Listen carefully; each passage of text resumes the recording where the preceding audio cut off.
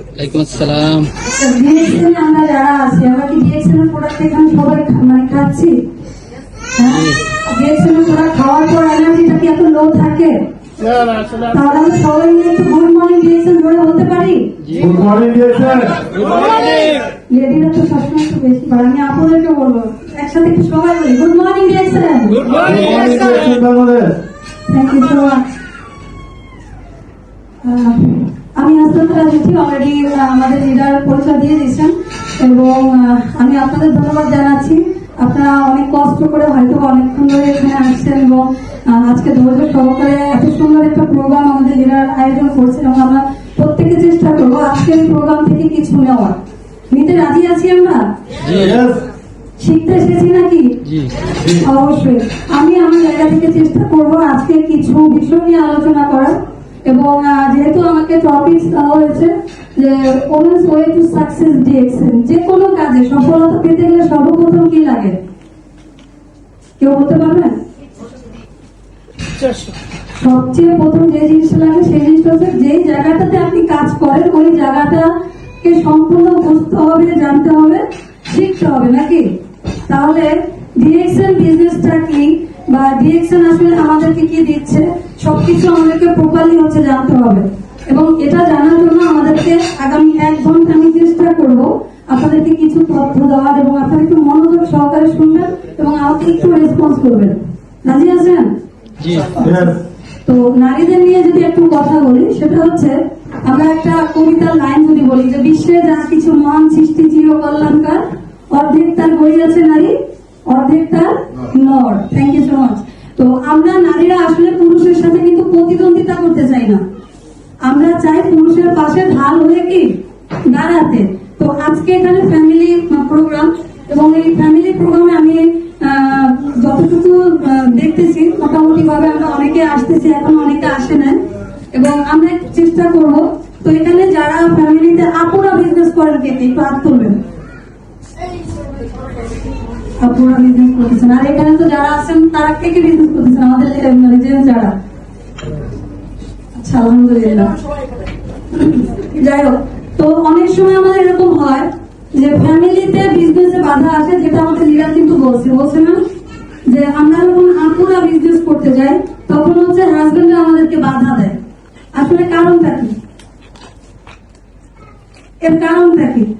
আমিও কিন্তু আজকে দেখেন আমার হাজবেন্ড সাথেই আসছে এবং আমি বলবো আমার বিজনেসে যতটুকু অগ্রগতি বলি, আমাকে সাপোর্ট দেওয়া বলি, সবকিছু কিন্তু তার জন্য।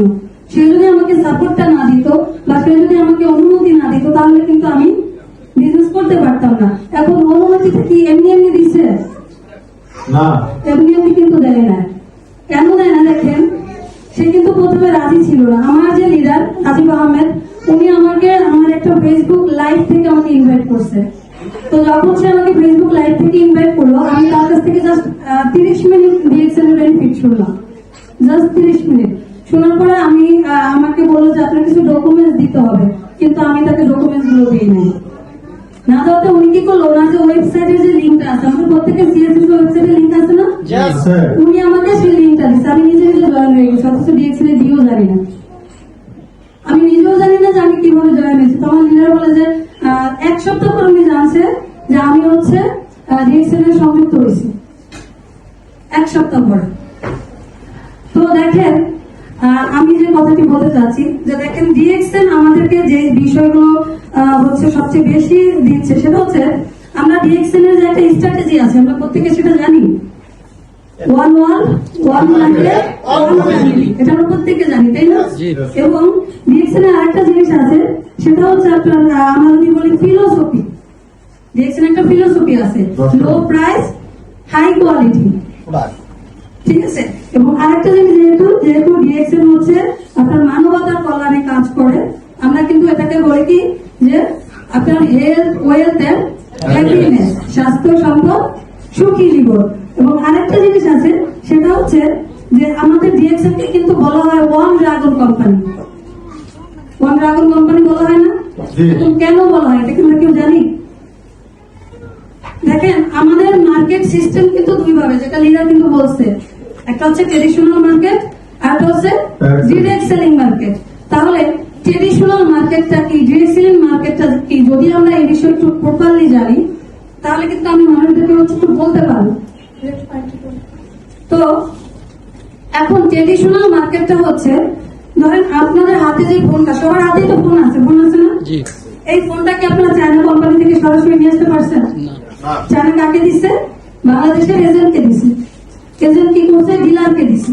ডিলার দিচ্ছে হোলসেলারকে, হোলসেলার দিচ্ছে দোকানদারকে, দোকানদার দিচ্ছে আপনার আমার মতো কনজিউমার যারা আছে তাদেরকে। ঠিক তেমনি এটা হচ্ছে ট্রেডিশনাল মার্কেটের একটা বৈশিষ্ট্য, মিডল ম্যান থাকবে। আর আরেকটা বৈশিষ্ট্য যেটা, সেটা হচ্ছে যে সেলিব্রিটি। যেমন আমরা যখন একটা সাবানের দেখি, লাক্স সাবানে যখন অ্যাড দেখি, ওই লাক্স সাবানের অ্যাড দেয় কে? নিশ্চয়ই কোন সেলিব্রিটি দিচ্ছে, ঐশ্বরিয়া বা হচ্ছে অন্য যারা আছে সেলিব্রিটি তারা দিচ্ছে। আমরা টিভিতে অ্যাড দেখি, তারপরে আমরা যাই সেই প্রোডাক্টটা কিনি না? কিন্তু এটা হলো সেলিব্রিটি। থার্ডলি আরেকটা জিনিস যেটা, সেটা দেখেন যে বিভিন্ন জায়গাতে আমরা প্রোডাক্ট গুলো পাচ্ছি, বিভিন্ন জায়গাতে পাচ্ছি না প্রোডাক্ট গুলো। এখন অনেকে যখন আমরা ইনভাইট করতে যাই, ডিএক্সএল এর প্রোডাক্টের বেনিফিট বলি, তখন অনেকে কি বলে জানেন? আপনাদের প্রোডাক্ট তো ভালো, তাহলে অ্যাভেলেবেল পাওয়া যাচ্ছে না কেন? এই প্রশ্নটা অনেকে করে না? সব জায়গায় পাওয়া যায় না কেন? হ্যাঁ, এটাই হচ্ছে মূল কথা। আপনার প্রোডাক্ট অনেক ভালো, এত গুণগত মান সম্পন্ন, তাহলে আপনাদের প্রোডাক্ট গুলো অ্যাভেলেবেল পাওয়া যাচ্ছে না কেন? এই প্রশ্নের উত্তর হচ্ছে, যেহেতু আমাদের ডিরেক্ট সেলিং এর বৈশিষ্ট্য হলো কোনো মিডল ম্যান থাকবে না, কোনো সেলিব্রিটি থাকবে না, কোনো আউটলেট থাকবে না, এবং ট্রেডিশনালের এই তিনটাই থাকবে। তাহলে আমাদের ট্রেডিশনাল মার্কেট এবং ডিরেক্ট সেলিং এর মার্কেটটা এই জন্যই শুধু পার্থক্য, এবং এই জন্যই আমাদের প্রোডাক্ট গুলো অ্যাভেলেবেল পাওয়া যায়।